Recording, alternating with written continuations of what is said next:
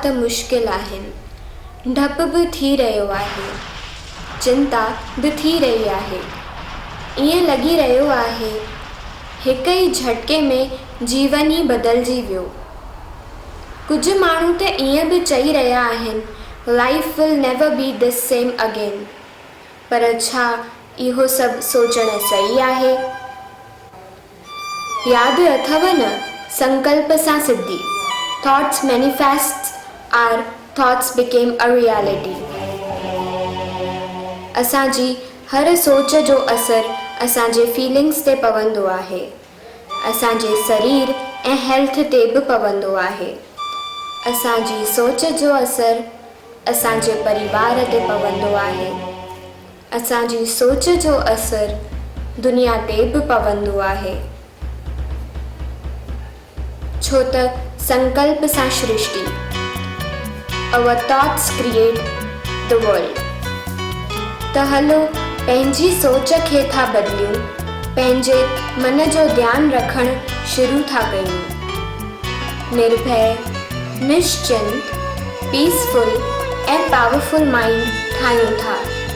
Life will really never be this again. जीवन पहिरियों खां भी वधीक खूबसूरत ऐं ब्यूटीफुल थी वेंदो।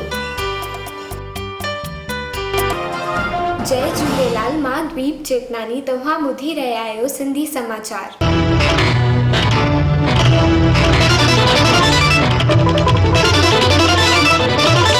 174 देशनि खां वधीक थिया कोरोना जा शिकार।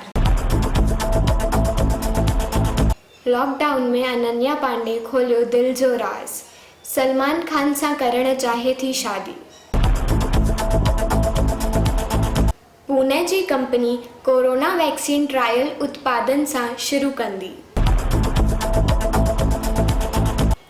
ॿिनि माण्हुनि खां वधीक न विहारण जी शर्त ते रिक्शा वारनि खे छूट। स्वामी नारायण गादी संस्था द्वारा ॾिनी वई लंडन जी हॉस्पिटलुनि खे सहाय। बॉलीवुड स्टार शाहरुख खान इस्तेमालु कंदो आहे 4 करोड़नि रुपयनि जी वैनिटी वैन। नीट जा इम्तिहान 26 जुलाई ते। शराब वठण लाइ दिल्लीअ में लॻियूं लंबियूं कतारूं। कोरोना जी चेन तोड़ण लाइ किसाननि जी टुटी कमर। कोविड-19 जी सॉलिडारिटी ट्रायल लाइ गुजरात खे मिली मंजूरी। भारत में 46,433 कोरोना जा कुल मरीज़। 12,726 थिया ठीक। 1,568 मौत। केरला जे हिक ॻोठ में तमामु ॻोठ वासियुनि ॿाहिरि निकिरण वक़्तु मास्क सां गॾु छटी पिणु खणी निकिरंदा आहिनि, छो त छटी खोलण सां ऑटोमेटिकली सोशल डिस्टेंसिंग जो थींदो आहे पालन।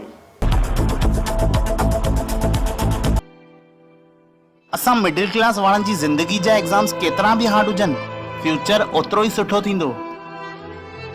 सिंधी हारजण लाइ पैदा ई न थियो आहे दोस्त। सिंधी हिकु वीर योद्धा आहे जेको दुश्मन खां ॾकंदो न आहे, उनजो सामनो कंदो आहे। मुसीबत केतिरी भी वॾी हुजे, बस तुंहिंजे चेहरे ते मुस्कान हुजणु खपे। असांखे टेंशन खणी पाण खे बीमार न करणो आहे। ऐं अहिड़ी कहिड़ी मुसीबत आहे जंहिंजो मुक़ाबलो असां गॾु न कयो आहे। कुमार खे अॼु जे टाइम ते भी सिगरेट था खपनि, वठी था ॾियूंसि न। मुंहिंजो नालो छो था ख़राब कयो विच में? बाक़ी पैसनि जी काई ज़रूरी ॻाल्हि आहे त वेठा आहियूं न असां। स्ट्रॉन्ग थी तूं। सची में भी यार स्ट्रॉन्ग तो थियणो ही पवंदो। अच्छा विजू ॿुध न, तुंहिंजो चाचो जेको हांगकांग वियो, हांगकांग मां मस्त हिकु गोल्डन दाणू जी बॉटल खणी आयो, उहा हाणे मूंखे ॾेई छॾ न, हूअं ई त तूं टिकटॉक थो ठाहे। हलो हाणे न चए न तूं वेठा आहियूं असां। हलो खणी आहिनि घर अची। Thank U. हारणो नाहे, हार खे हाराइणो आहे। हिंदू मुस्लिम सिख ईसाई सभिनीनि खे मुंहिंजो नमस्ते, सलाम, सत श्री अकाल। समर वेकेशन में घर में रहो, सुरक्षित रहो ऐं स्वस्थ रहो।